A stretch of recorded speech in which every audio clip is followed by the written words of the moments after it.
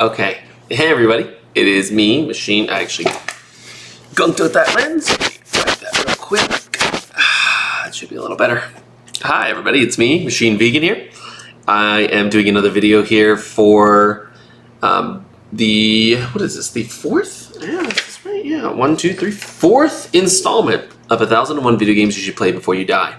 Now, unfortunately, this is going to be a shorter video because, as you can see on the screen, I just have a YouTube video. Unfortunately, I can't find anywhere online. Archive.org does have an emulator of Boot Hill, but unfortunately, it doesn't work. And then I also have another emulator that I found that also, I was kind of hopeful on that one as well, but it also doesn't work. I did try to download and emulate the game, but unfortunately, it was malware. So, unfortunately, this video was, for the moment in time, is going to have to be a video. Now, if I do happen to come across an arcade cabinet or know of an arcade cabinet in my area, I will definitely record a video while I'm there. But real quick, we're going to read from the tome here, the book Boot Hill, original release date 1977, platform arcade, developer Midway, genre shoot 'em up. You could argue that Boot Hill is really just Pong redesigned by a John Wayne fan. Two players take on the role of cowboys on opposite sides of a western backdrop lined with cacti and the odd wagon. Just as in Atari's landmark bat and ball game, you can ricochet your shots off the top and bottom of the screen. Yet, unlike Pong, with its famously concise instructions to avoid missing the projectile at all cost, the aim is to dodge everything your opponent fires at you. With only 6 shots in your revolver and a merciless time limit set on the action, the game is surprisingly realistic. Just as in a real-life gunfight, you're torn between coming out blasting and unwisely emptying your clip in a flash, there's no reload, or taking your time and trying to plug your CPU or human component with a single well-aimed shot. Designed by David Nutting as a jazzed-up semi-sequel to his earlier Gunfight from 1975, Boot Hill builds on Pong's simple projectile physics and lets you fantasize about becoming a quick-draw shooter. One of the problems of resurrecting retro coin-op games is that you can't always recreate the tactile realities of their cabinets. Emulation on a modern PC only goes so far. Back in the day, a large part of Boot Hill's attraction came from its cabinet's low-tech approach, which used mirrors to project its monochrome action onto a single hand-drawn overlay of a frontier town. Playing without it isn't as fun, especially since you don't get to see Boot Hill himself, a graveyard where dead players are transported and turned into headstones, while a funeral march blasts from the speakers. The graveyard is a cheap trick, yet it does nod to the high stakes at risk in every Old West gunfight. Bang bang, you're really dead.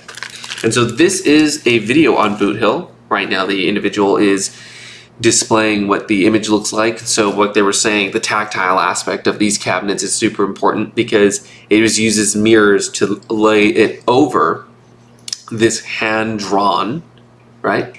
This hand-drawn overlay. Very, very cool. We can see they just come right out. Get ready, draw. And so you're drawing, you're firing, and you're running around. It is actually pretty impressive and very cool. Again, like in my previous videos, I talk about like the really, really wild aspects of the reality of technology and the availability of products and everything at the time. And so this is huge if you are unfamiliar, or if you've never played, if you didn't play video games in the 1970s. This is your first introduction to video games. Oh, check out those weird games those kids are playing.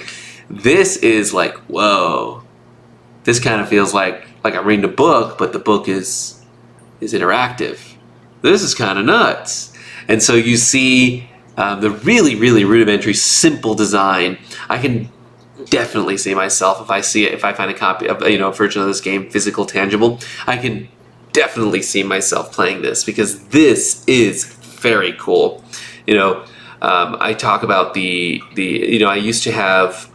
I don't know if I mentioned it, but I used to have 3 arcade cabinets, and in those arcade cabinets I had the Frogger, I had the Super Mario Brothers Donkey Kong Combo cabinet, and I had Galaga, and it was a Galaga 1 cabinet with a Galaga 2 card in it. And I assume it had gotten damaged at one point, and that was the reason why somebody got it had been replaced.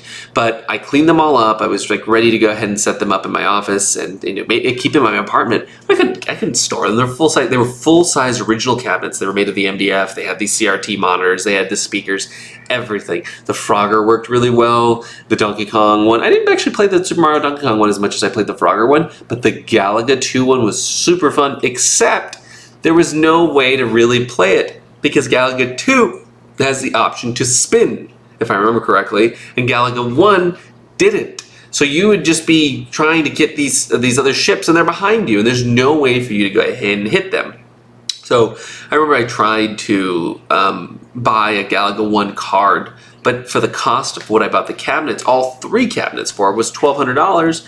That was a Galaga 1 card, and so it was just like, ugh, that's a bit expensive. I ended up selling all but 1 cabinet to a local collector here in my area who restored them. He just has a collection of them in his garage, which was my dream. And I ended up actually accidentally scrapping a 3rd one because of where it was stored.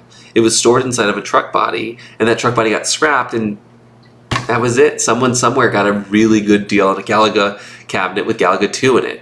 And you could probably get $700-800 for it. I'm sure that a collector with it restores and everything is going to ask $4,000 or $5,000 for it or whatever, right?